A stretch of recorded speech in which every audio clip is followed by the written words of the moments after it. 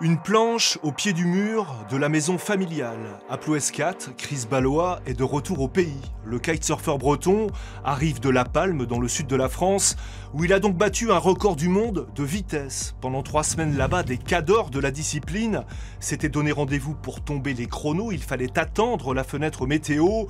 Et puis quand le vent est arrivé, Ballois s'est donc fait flasher sur les 1852 mètres du mille nautique, à 35 nœuds 78 de moyenne, plus de 66 km/h, et on le sait, Ballois n'a qu'un bras.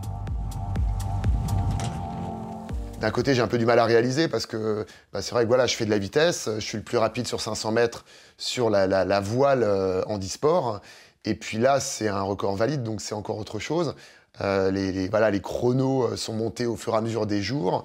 On a eu une météo qui était quand même extrêmement particulière en Europe cette année.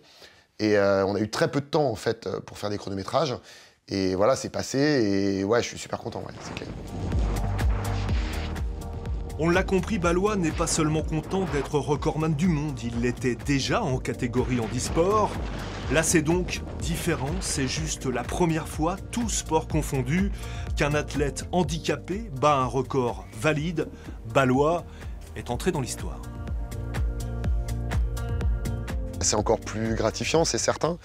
Et puis, voilà, c'est aussi, ça ouvre plein de perspectives pour le monde des personnes en situation de handicap, que ce soit dans le sport, là c'est un record sportif bien évidemment, mais l'intégration dans la société civile, dans l'entreprise, c'est montrer vraiment la performance.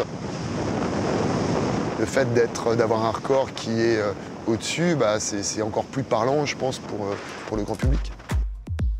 L'ex-détenteur du record, l'anglais Rob Munro, lui a adressé un message de félicitations. Le roi est mort, lui a-t-il dit avec beaucoup d'humour. Alors désormais, vive Ballois, 2 titres mondiaux à son palmarès, 2 étoiles.